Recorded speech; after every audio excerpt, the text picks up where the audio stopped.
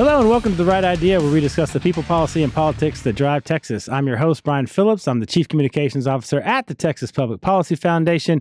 And this is one of our special episodes that we like to call The Right Idea in Depth, where we can, normally we're talking about current events and what's going on in the world in the last 24 hours, but sometimes we like to take kind of a deep breath and take a more different approach to specifically policy issues. And so this is one of those episodes, and we're really excited. I'm really excited to have Representative Shawn Thierry here on our show today. Representative Thierry is in her fourth term in the Texas House of Representatives.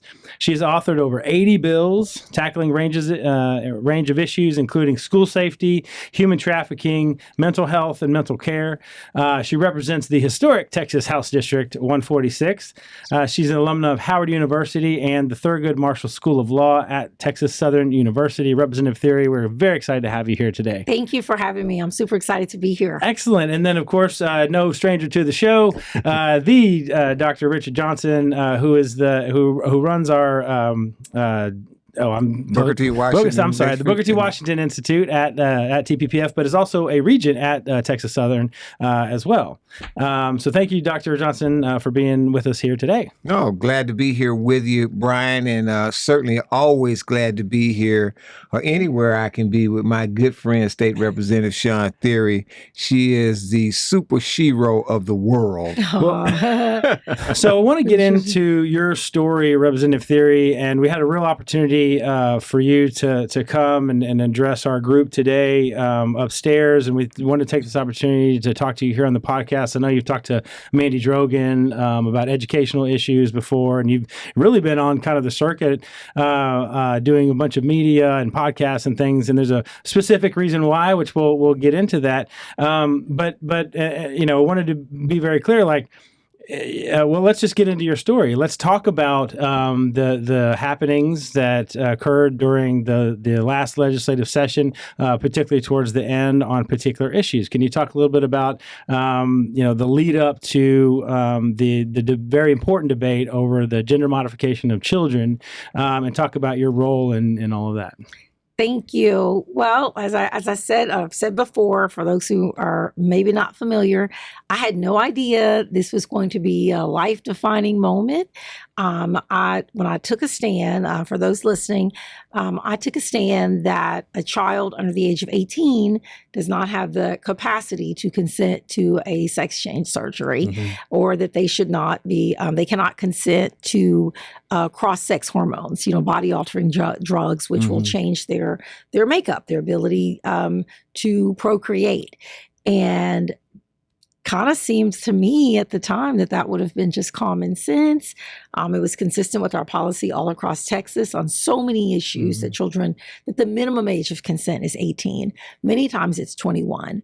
But this bill came across our desk, and in my belief, what should have been a bipartisan bill where everyone got on board, people decided to play politics with it and use children like political pawns. And so the Democratic caucus decided, even though I would say very many members, probably even a third, agreed with the bill, an edict was essentially issued. And we were told we had to try to kill the bill. Now, this is an issue that's sort of been bubbling up through several different legislative sessions. And really, at the time, I think we'd done some polling on this, Dr. Johnson, and it showed that, people really didn't understand this issue. And the gender modification of children, it just sounds awful.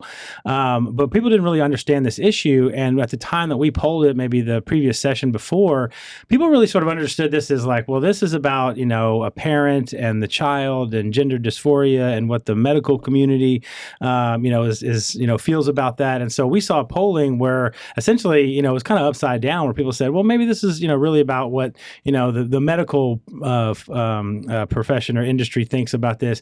But then the word started getting out about what this was really about, and the tide started turning. You're one of our folks who goes out and does outreach across the state.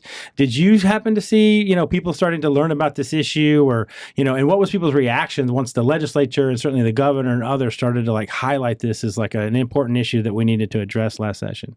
I think once we began the conversation on it, because again, I have gone across with our engagement teams across the state of Texas.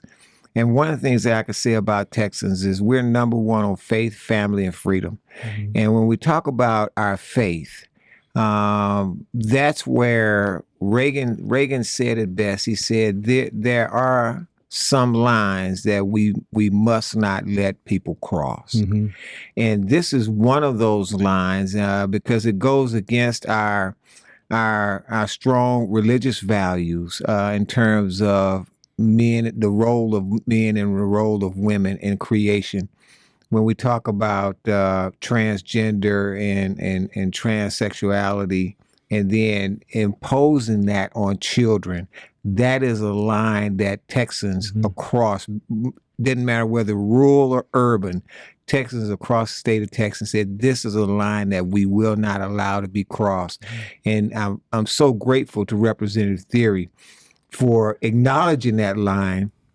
And I think since that has happened, obviously there are a lot of folks who were afraid to stop it from happening. But, I heard a young lady say earlier today that courage is contagious. And so now I'm starting to see more people step up and say, wait a minute, Representative Thierry was right about that. Well, let's get into what she was right about.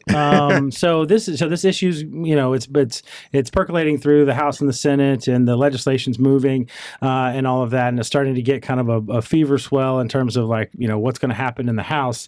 What's going on, sort of, to the extent that you can talk about it. What's going on behind closed doors, or what are you thinking about in terms of the run up to what is ultimately the vote to change the law? Well, first, I'm going to start with. You leave off with your last question. The reason some folks didn't even understand, even in the legislature, colleagues, is because of the manipulative use of language. And that's what this is about.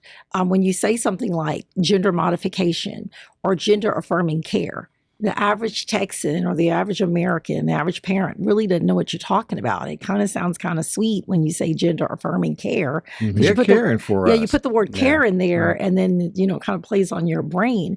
And so what I make it a point to let people know the truth of what it is, because that's what people are counting on. It is a sex change for a child. It is giving them drugs and medicine so that they can become another sex. Underage. That's all it is. Either you do it through the forms of drugs, and then you finalize it through the form of actual surgery, which requires amputation of a healthy body part, either your top or your bottom. So that's what we're dealing with. That's the issue. No matter how people would label it, those are the facts. And so we heard about it. I started to hear about it during COVID when we were out for the pandemic. And there was this discussion. At that time, I was a Democrat. So spoiler alert, not anymore. We were told as a caucus that when we reconvened and got together, that we would talk about this issue, that we'd be able to hear from both sides, and that we'd bring in experts and we talk about it. Well, lo and behold, that really didn't happen unless I missed some meetings or something, but I don't think I did. Next thing you know, we're just supposed to kill the bill. And all the bill did was say that you need to be 18. That was the policy. It is a policy that was consistent with all of the policies that we have affecting children in our state. In fact, it was actually lower. It's 21 now in the state of Texas to even purchase cigarettes. It's 21 to even purchase e-cigarettes, vape. It's 21 to work in a sexually oriented business. The Democrat Party wanted to raise the age from 18 to 21 to purchase a firearm. You must be 18 in the state of Texas, even with parental consent, you mentioned parents, to get a tattoo. So right now, what that means for folks listening, I'm a mom. I have an 11-year-old daughter. I cannot, as a mother, just decide that I'm going to tattoo my child's face up. Or maybe she wants it, or maybe I think it's best for her. I can't put tattoos all over her arms and legs and back and her neck. I don't have the right to consent for her. She can't consent to it. Why? Because she's a child. Mm-hmm. So if you can't even do that, you would think that a parent couldn't say, I'm going to give my 13-year-old daughter who does not have cancer a double mastectomy. I'm going to go and take my 15-year-old son or 14-year-old son and cut off his testicles. That's castration. Mm-hmm. Or chemical castration, and they Well, do you that can as well, start too. chemical, but let's get real with it. What it is, it of- is what it Yeah. is. No, we It's have cases of castration. it Either where one, it's yeah. physical. Yeah. No, it's physical. Yeah. They're actually removing the body part. Mhm. And so the bill was saying, well, okay, you're not going to do it chemically and you're not going to do it physically until they're 18. Right. I thought that was a very sensible approach. And what I found out was when I got back to Austin was that the Democratic caucus said, no, we're going to Was there a fight. debate? I mean, you said there's no meeting. I mean, was there any discussion about this and like, hey, let's hear your concerns and where we are as a group on this? None. Hmm. If we got a list of bills that we were supposed to oppose, and that bill was on it.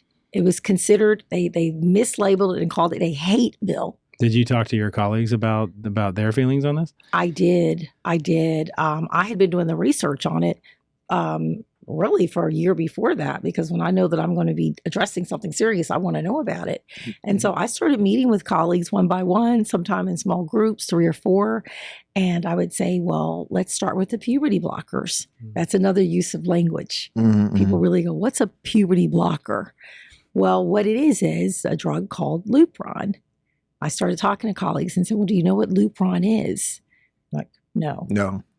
So are you going to vote to give it to a child as young as 8?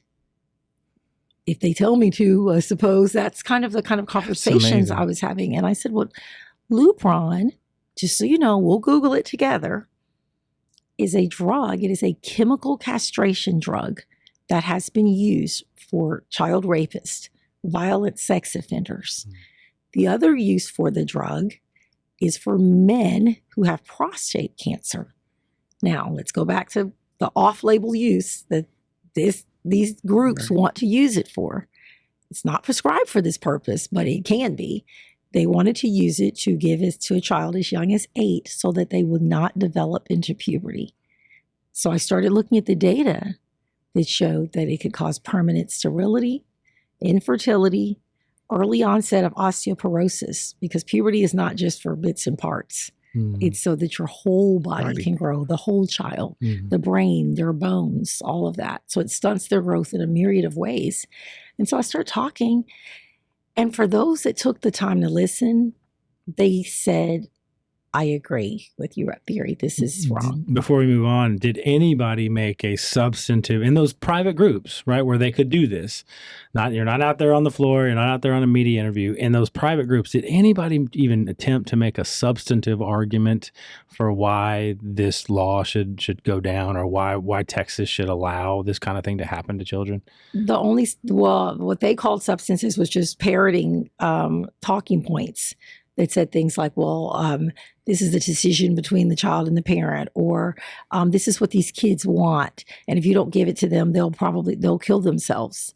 Just very, and that very argument is one we hear a lot, which has been completely and totally debunked. debunked. Yeah. And we don't use that in any other capacity. So we never said, well, my child wants crack cocaine. If I don't give it to them, they're going to die by suicide. Like, we've never yielded to that in any other way. Right. So I was trying to figure, well, why would we yield to that? We know, I've done a lot of work on mental health, and we've never said that that's the way you treat suicidal ideation. Yeah. And so I'll give just a quick example of, I started talking to members and said, well, how do we treat anorexia? Which is another form of body dysphoria. You look in the mirror and you could be as small as 95 pounds. And you see a fat person. A person that's obese. As a mother, I don't have the authority. There's no bill that should pass that says, well, I'm going to go ahead and put my 8-year-old on high-level diet pills. And on top of that, I'm going to give her a liposuction, right? I'm going to give her gastric bypass surgery so she can remain as low as 70 pounds if that's what she wants. It is the equivalent of that. And you cannot say it's not. I just gave a perfect analogy. And so when I talked to the members about it, I'll cut to the chase. Those who listened said, I agree. But if we don't vote for this, these special interest groups are going to vote us out of office. They're going to primary us, Shawn. So hold your nose. That makes my skin crawl. This sounds like just peer pressure, though. It just seems like you're just being pressured to do something to stay with the group. Like groupthink. If you step outside of the group, it is. But I something on tax policy or something on maybe housing policy or something where you stay with your group on this because you have minor differences on policy and you say, look, it's better for us to be unified on this than to let these little divisions. But the nature of this argument where you're talking about, these are amazing examples and analogies that you're using that to affect children the way that this thing affects children, and yet people were still making the cynical argument that, well, I'm going to let this happen. I'm going to be on the side that allows this to happen because I don't want to lose my state rep seat. But that's appalling. But Brian, Johnson. I don't think that's how the Democratic Party, I don't think it matters to them. I think it doesn't matter. The issue doesn't matter. Because if you say something outside of the group, then where do they come up with cancel culture? That they want to cancel any voice out there that's outside of the group. And if the group says this is the way it's going to be, and you're outside of that, then automatically you're primary. If you're an insider, you're an elected official, you're primary, and you're canceled. And they don't just try to cancel your voice as a public official or an elected official. They try to destroy your whole life, including the way you make a living, and including your friends and family and that sort of thing. That is what we're dealing with. That's the magnitude of what we're dealing with. I've called it since then because it was coming from the farthest left side of the party that you could imagine, extremists who have actually hijacked the voice of the party, and now they are the rulers. And so I called it, the progressive abyss, which is where you have to fall into, and that's where they operate out of now. And it's so out of touch with mainstream America. But if you just say it enough times over and over and over, like a mantra, people start to say, well, maybe it's right. And so to your point, members said, well, we're going to get up here, we're going to call points of order, we're going to kill this very reasonable bill that only sets an age of 18, which, by the way, weeks earlier, the same people are going to raise the age from 18 to 21 for a firearm.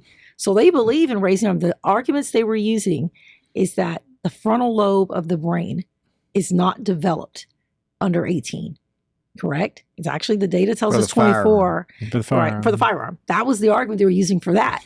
Now, when I came back and used that same argument and said, well, wait a minute, if the frontal lobe of the brain is not developed under 18, and we know that, why on earth would you be allowing a child as young as 11 to make a life-altering, irreversible decision to cut off their body parts? They could not answer that question. The question will never be answered. That's the kind of fallacies I was dealing with. And so you decided, obviously, as most people watchers of the show, if they don't know, you decided to stand on principle, and you gave what several, high-ranking officials, Governor Abbott and others, have described as one of the most courageous speeches ever given at the State House.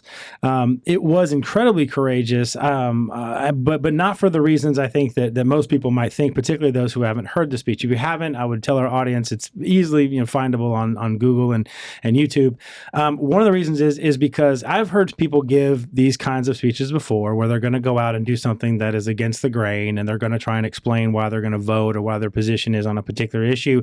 And frankly, a lot of them seem incredibly self-serving. What I thought was so courageous about what you did is you went through it meticulously, exactly like you did, almost like you did with us here, and you presented the argument. You presented what the ideas were and what you know about this, the scientific evidence evidence, the reports that are coming out of Europe, countries that are reversing their policies because of what they know now and all this. You laid it out in a way that very rarely get to see in politics. I mean, most people are just going down there giving the talking points, and you laid it out for your colleagues. And I think that was the really courageous part, is that you weren't just talking about, hey, I'm going to make this tough decision. I'm standing on principle because this is what I believe. You actually made the argument for people, which I thought is very different than what I've seen a lot of times. Well, thank you. I wanted people to understand what we were really dealing with, what was at stake. I wanted them to understand I was coming from, we said that at the time, the Democrat Party said they were the party of science. Also, well, let's look at the science. So I wanted to understand this was coming from a place of compassion to protect these children. There was, and I had the data to back it up. And so my hope at the time, I suppose it was naive. I knew there would be some people that were afraid, but I thought if I really got up there and I laid it out, like you said, that some would say, you know what, this is the right thing. Mm-hmm. Let's stand together. This fear of being primary wouldn't matter if everyone would just stand up for our children. And I was hoping that some of them would just come and, one by one, they would join. Mm-hmm. And before I knew it, I was at the end of the speech and no one came, but, some folks say, well, why is her voice quivering? Her hands were shaking that night. I had started receiving death threats from the day before when the rumors got out that I was probably going to be the Democrat that wasn't going to try to kill the bill, and then it was actually going to vote in favor of it. Yeah. And so I was sleep deprived. I was exhausted. I wrote every word on the paper myself. I sat on the floor and typed it. I was not given any kind of Republican right-wing talking points. I found that to be very racist, by the way, that there were folks, I've been a lawyer over 20 years, and folks told me I got it from some old white guy that they just made up in their head. I was like, I'm quite capable of writing my own talking points, which were thoroughly researched. And I challenge anyone to negate that, right? And they usually don't. They'll just come up with just a random point. And then I want to kind of tie it back to, thank God the bill did pass. But what folks don't know is that, for example, Governor Tim Walz has already found a workaround for that. There is a piece of legislation that he signed into law called HF 146. It's ironic, that's my district. But it's maybe providential. It's something. It's really something. If we were in Texas, we'd call it HB 146, but there it's HF. His legislation that he signed into law circumvents SB 14 in child custody cases. He gives the state of Minnesota almost a federal-like jurisdiction where you can take a child from the state of Texas or any other state over one parent's objection, take them to Minnesota. They now have jurisdiction over that child in a family court in a custody battle, and they can start administering the Lupron to the child right then and there over the parent's objection. They can also go as far as to start removing the body parts. Brian, can I ask a question? Yes, absolutely.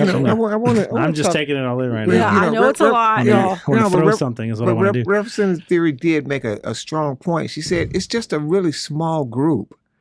It's a small group. And most people don't like to identify that group within the Democrat Party that's driving them further and further to the left, particularly on issues like this in terms of gender and transgender and boys playing in women's sports.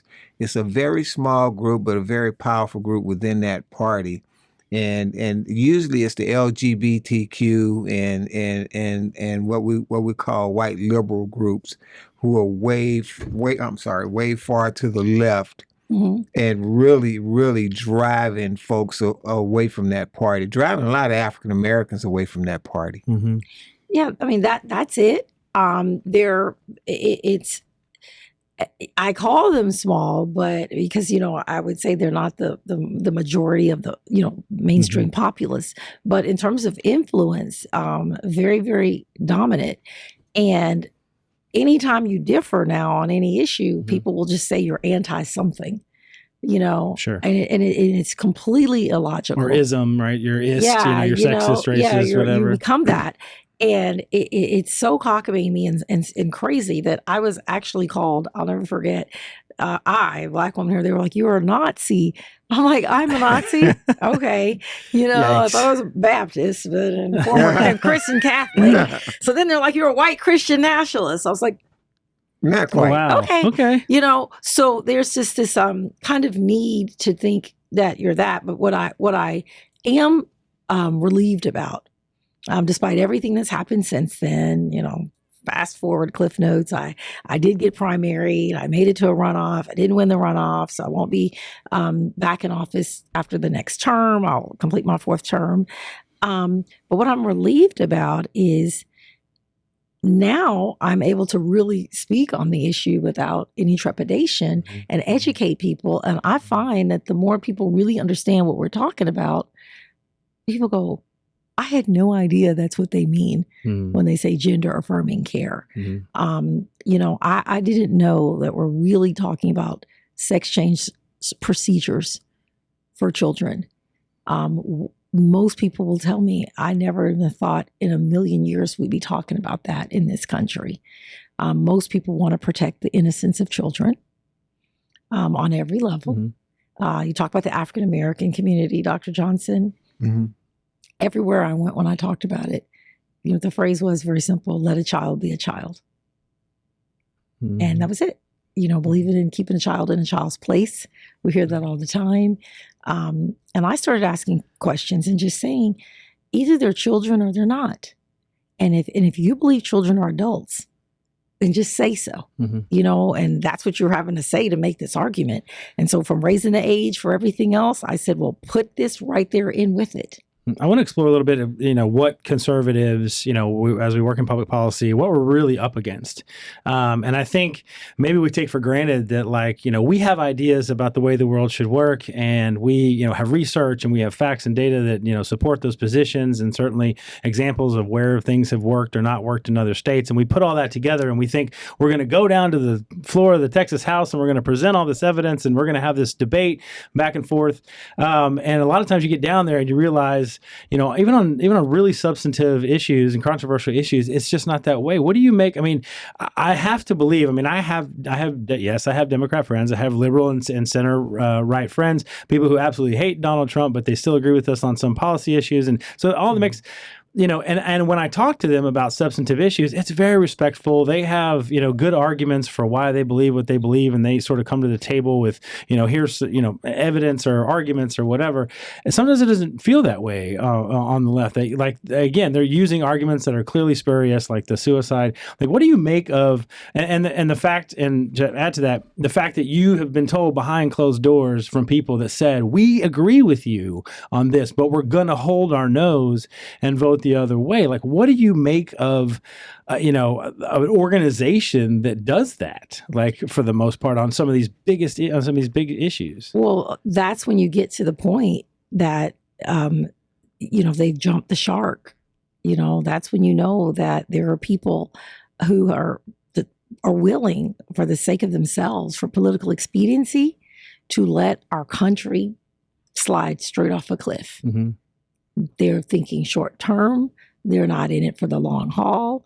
They're not even in it. They're only in it for the short term for themselves, because it's this isn't helpful to you either. I guess that helps put a point to my question, which is, what are they actually in it for? Is it just to be able to go up there and call yourself a state? What's the point of even being a state rep if you're going to have to side with a bunch of things that in your heart are not the right policy? What's the point of even being a state rep if you're going to have to hold your nose every time you vote on something? Well, I asked a colleague that same question. And I kind of put it very colloquially. My grandfather used to say sometimes when making a hard decision, is the juice worth the squeeze? And I used to say, is the juice worth the squeeze here?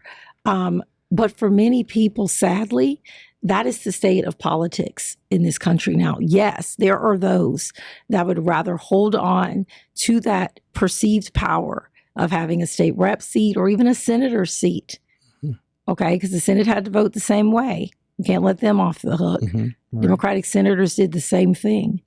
Okay, so they felt well, And here's the deal, if they kind of felt like if I'm going to be punished for this, again, that they felt like the juice isn't worth the squeeze.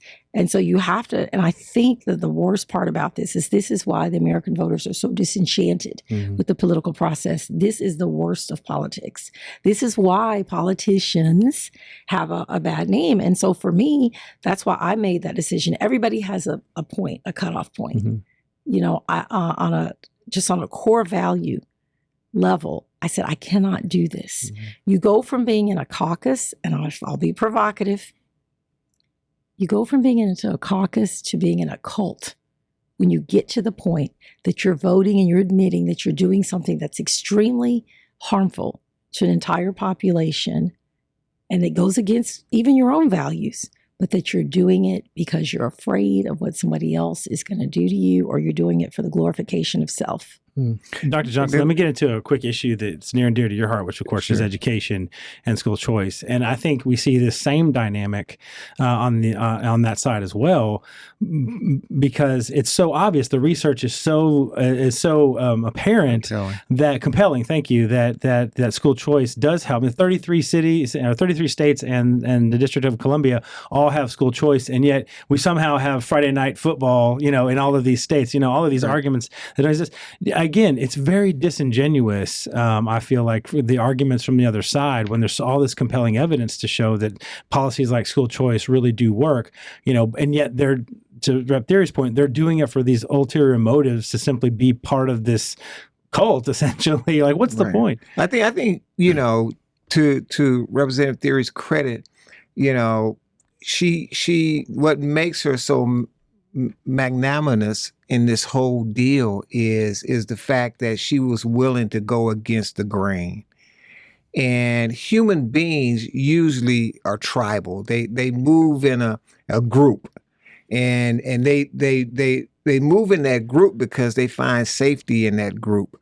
But because she was able to get information and process information that basically said the way we're going, hey guys, the way we're going with this decision, this policy, this is going to really hurt the group. This is going to hurt everybody. And when she was trying to explain that to them, she was running up against, or brushing up against human nature, which is the power of the group. And so the group then said it was safer for them to eliminate her than to do what they know was right to do and stand out on their own. Here's the thing with school choice and ESAs, Education Savings Account. We know that that's the right thing to do. But one of the things that we're challenged with is communicating that to the broader group, not just the legislators, because the legislators, they know, and they're holding their nose and they're going against it just because it's the group. Now, the most powerful thing that had happened is when we started to get those surveys from across the state of Texas, basically stating that the larger group really wants this, particularly African Americans. And then when you're referring to a poll as like 79% of African Americans support school choice. Absolutely, ESAs. Absolutely. And then when it was not just done by say like think tanks, but actually done by Texas Southern University, Rice University, and the University of Houston, and then published out there, then that sort of gave these folks up here a little cover. But they're still pressured, but they have a little cover now because the broader group really wants school choice and really wants ESAs. Now, but the key is, and that's why what makes Representative Thierry's situation so different and unique, and it only happens every now and then across the manacles of time and history, where one single individual will stand out against the group for right. Paul said it best to Timothy. He said, God has not given us the spirit of fear, but of love, power, and sound mind.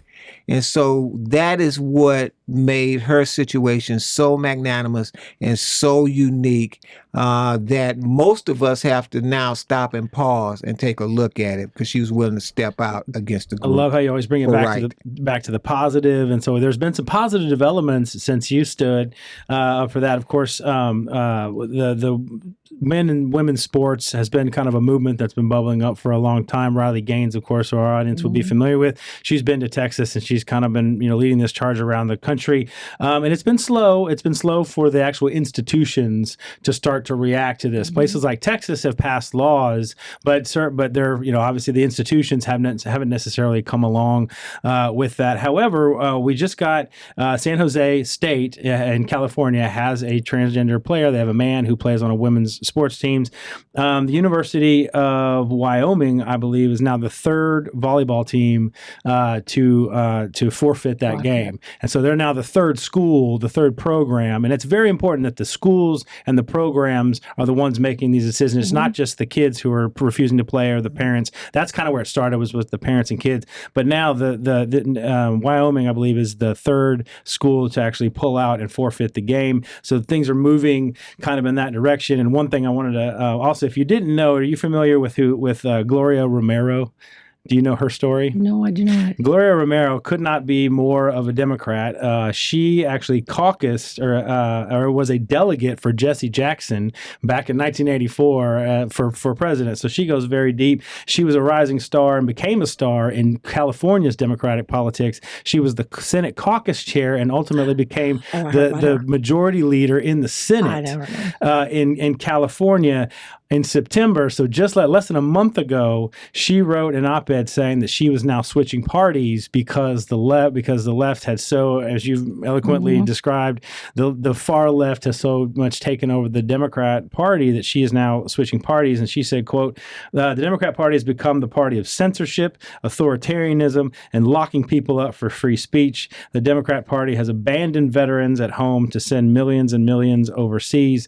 She cites similar issues, men and women's sports, the transgender issues, also election integrity is a big deal, of course, in California, and some other issues in which they've gone left. So it's trickling. It's not quite yet a fever yet around the country, but you're seeing major. You're actually starting to see institutions start to change their approach. You're seeing, it calls her a heavyweight in this article. I mean, someone who was the majority leader of the Senate in California now saying they're leaving the party because it's leftward.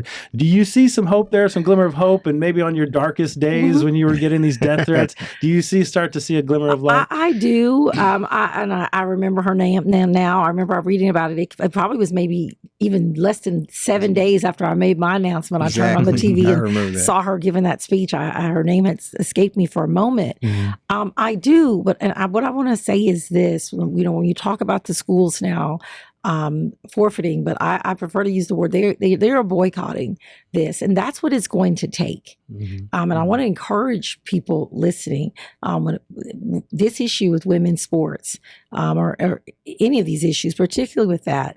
If you look at history, you're going to have to endure something to effectuate change. And so for me, my parents were active in the civil rights movement, so they started talking to me about that from the time I was in first grade.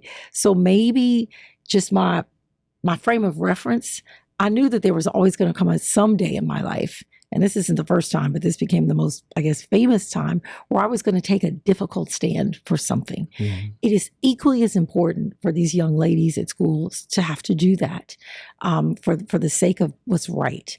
If you look at the Montgomery bus boycott, African Americans withheld riding the bus for over a year. They walked to work in the rain, in the cold. And I imagine there were people that said, you're about to make me lose my job. I can't even get to work on time. They said, basically, I don't like sitting on the back of the bus either, but technically we're still getting there at the same time as the white people, right? We're just on the back and being, we feel, that this is inhumane and we know this is discrimination. But imagine, there were people that fought with Dr. Martin Luther King Jr. and said, why are you doing this? You're making life difficult for us. But many endured. Thank God for that. Same with drinking out of water fountains. All of these things, they took a stand. And so I think that what's happening by and large, and this is why this movement is kind of getting away with it. And, we talk about identity politics. It's interesting. They've been very careful where they place these biological male players. I have not seen a lot of, because I haven't seen an African-American biological male player yet take anything from anyone who's not, but I certainly haven't seen a white male player take a trophy or a scholarship from a Black female. I can imagine that the Democratic Party and those people that are pushing this are going to have some real problems on their hands when that happens. For example, you look at LSU sports teams with Angel Reese and all those girls that were there. Just imagine if a biological male came and snatched that trophy. Same with, there would be no Simone Biles, there would be no Serena Williams. So I bring up their race because the party is manipulating those voters, and this is very much a covert campaign, placing biological males, not just sports teams, in women's prisons now. We have women that are repaying their debts to society, and now the same minority, this loud minority, but now has the ability to influence policy to where all that has to happen is a man who is convicted, even of sexual assault, can actually go now and say, but I now identify as a woman, so I need to be placed in a women's correctional facility. Now, I've been convicted of raping women, but now I want to go and I'm going to be in a house with females. And that's happened too. So I think that we've got to just encourage people to stand up, boycott, speak out, endure. You're going to lose something. I've lost something, but I have gained so much. I have so much peace. I can sleep at night. I tell people losing a seat is nothing. I will not lose my soul over this. And I've also, I think to the opposition's chagrin, I'm talking about it more now. Well, and I wanted to highlight that because I feel like if you were still going back to the legislature, because these issues are things that Texas really leads on, and we're gonna force these votes, and we're gonna push the legislation to protect women's sports and other things. I feel like you would have to hold your nose so much that you may not be able to breathe if you were still in the legislature. Yes, I would have. I'd be underwater. Yeah, it's good you're not there. Yeah, well, I want to, and I'm glad you brought that up because some people said, "Well, what'd you run again for? If you had won, what were you going to do?" I had really hoped, you always want to just kind of be a change agent from within. Throughout my career, I was always very much known as a pragmatist, and I was able many times behind the scenes to bring folks together, to go on this side of the aisle and talk to some folks and then run back over there.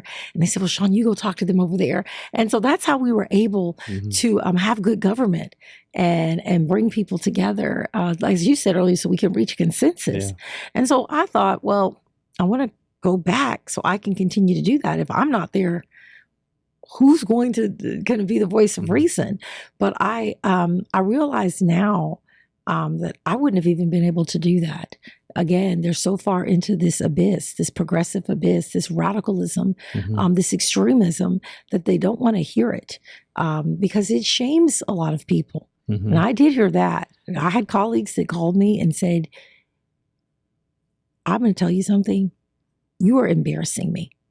You are embarrassing me when we come back home in the community because we're all African-American reps and you're out here at the same churches that I'm going to, and you were telling all these Black voters about these child sex change surgeries, and then I got to walk in the room right afterwards and say I voted for it.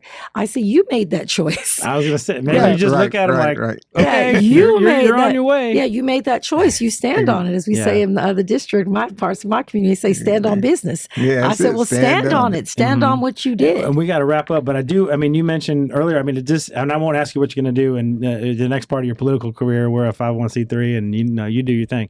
But does this open doors for you to go and talk to places where people from TPPF wouldn't be able necessarily to talk because we're on the conservative side, or somebody who's been a lifelong Republican? Does this open doors for you that wouldn't be open for other people who had been lifelong Republicans? Do you feel like that's a little bit more of your calling to be able to go and and talk to communities that wouldn't necessarily be open to talking to, Dan Patrick or Greg Abbott? I'd say so. I've been telling people that sunlight is the best disinfectant. So I'm just going to let the sun shine in, keep spreading the truth. I talked about my dad a lot. He told me that peace with a lie is war with the truth. And so that's what we're dealing with here in the country. We're just dealing with a war with the truth. Mm-hmm. It is a simple truth that a man can't have a baby. Mm-hmm. It's a simple truth that there are biological differences between men and women. So now I am surprised so many folks do want to hear about it. And so again, I think that those who meant it for bad, it's turned around for good for me, because being censored was one thing, but I can't be silenced. So going around and talking about it and amplifying the issue, I have a stronger voice on the issue now.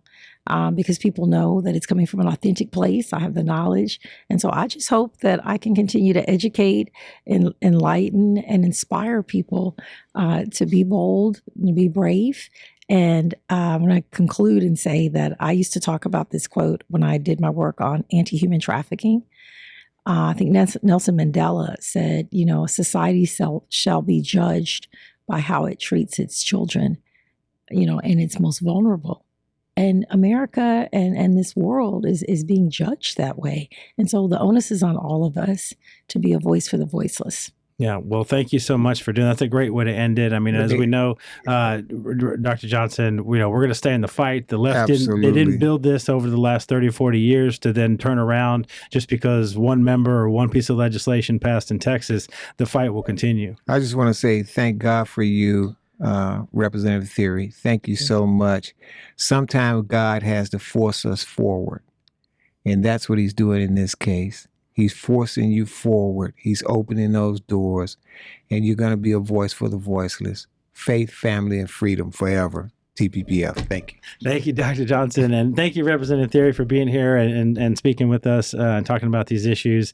And then we're going to all be watching it and be fighting and being on the same side as we are happy warriors moving forward. Keep the faith, keep the fight. Excellent. All right. Well, thank you. And especially thank you to our audience, those of you who are listening, those of you who are watching. We really appreciate you listening to us and hearing Representative Thierry's story today. As always, as we like to say on our show, do good and risk the consequences. We'll see you next time.